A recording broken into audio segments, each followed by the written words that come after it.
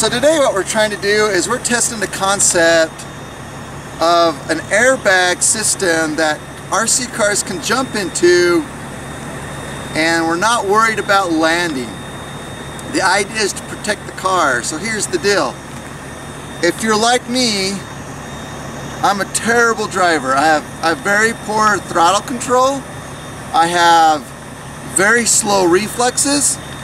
And for somebody like me, it takes a lot of practice to get good at doing tricks with the cars as we're jumping them in the air. The problem is, I'm always breaking them like 5-10 minutes into my practicing.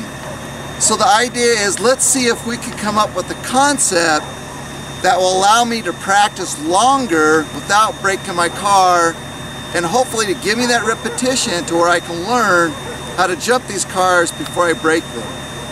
Alright, so what we're testing out here is we've got 10 air mattresses that we're setting up right now. We want to see what the dimensions should probably be that are realistic. We need to know how wide the airbed needs to be, and we need to know how deep the airbag needs to be to realistically catch the cars. You've got to plan for not hitting the jump square. That's usually the #1 reason why we break RC cars, is we don't hit the jump square. So the airbag has to be wide enough to be able to catch those shanks of the car going off the jump at a bad angle. Then it's got to be deep enough to be able to catch the car, because we're building this to go high, to get big air with these RC cars, so it needs to be deep enough to be able to catch the car. Now, you might ask, well, why don't you just use the air mattress that you've already got? Here's why. Air mattresses, we haven't inflated them all the way, but with the air mattresses, the cars are going to bounce. What we really want is an airbag system where the airbag will vent as the car lands, so slowing the descent of the car, but not having the car bounce.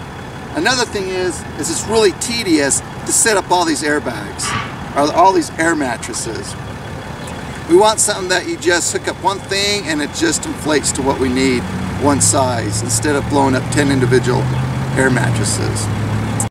The first configuration that we're going to test today is 3 wide and 3 deep.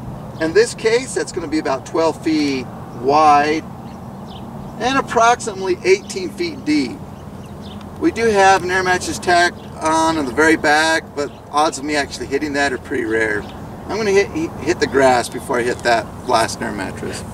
Let's go see how it works.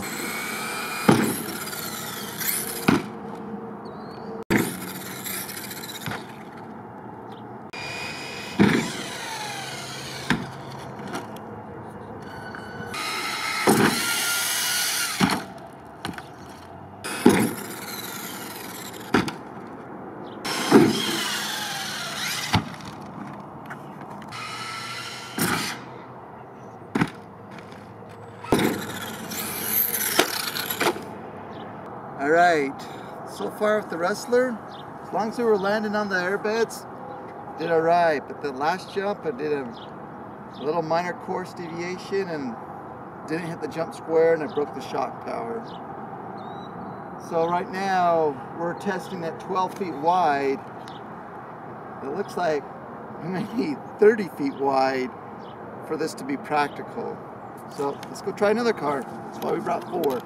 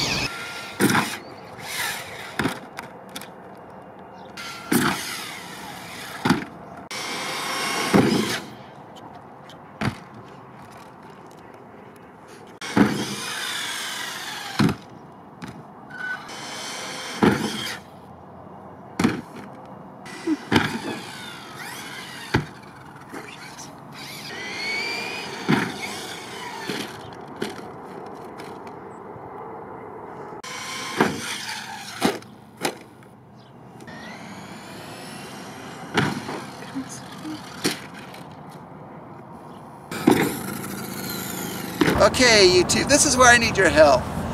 I need you to share this video with as many people as you know that are into RC cars, especially people that like to jump RC cars, and see if there's any interest whatsoever in some sort of device or product that would help soften the landing of these cars as you're learning to jump them, learning to do tricks like backflips, front flips. The idea is to try to protect the cars so you can keep on driving. I think we've shown that this could work as long as we have the dimensions right, and we'll continue to work on this. But share this video. If you like the idea, that doesn't necessarily mean you're going to go out and buy one, but if you like the idea, give us a thumbs up. If you think the idea is ridiculous, then give us a thumbs down. All we want to know is if there's any interest in something that would help people learn to drive and jump their cars better. As always, thank you for watching and enjoy the ride.